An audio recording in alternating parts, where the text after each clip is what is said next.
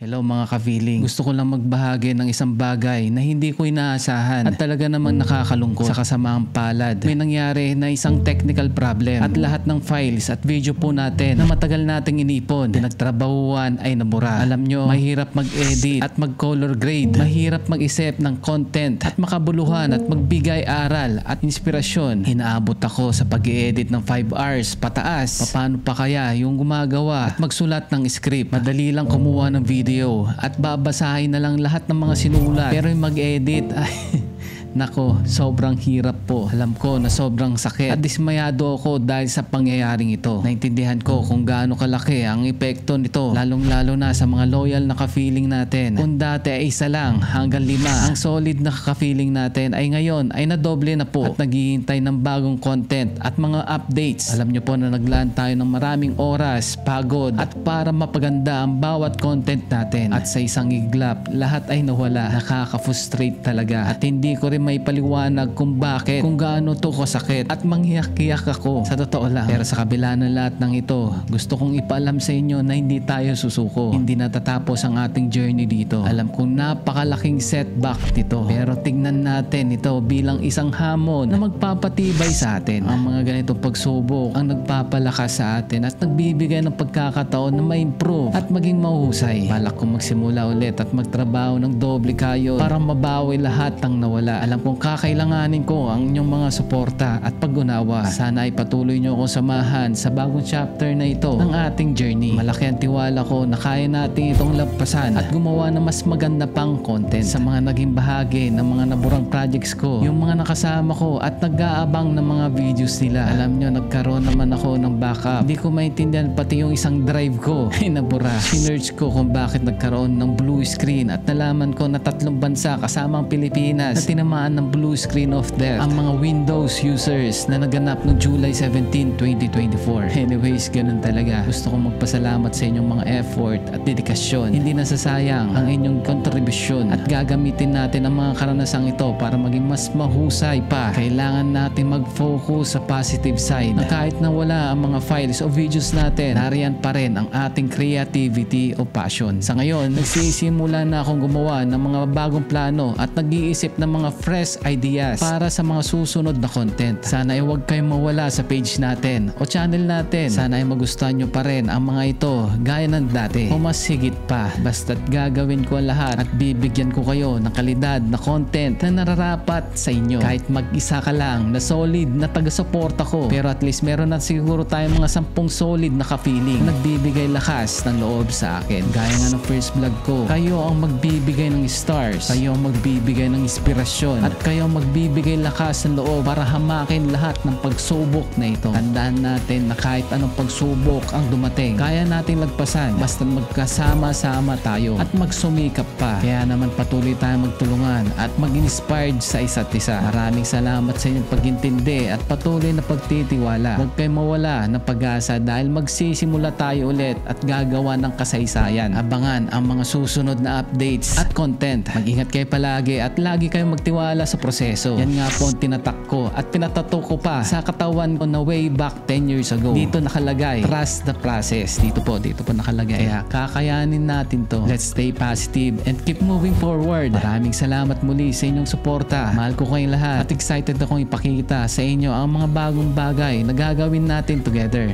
Stay tuned mga ka-feeling. Hanggang sa susunod. Keep safe. Keep shining. Once again, this is your brother Lord Wally, ang feeling vlogger niyo po. God bless.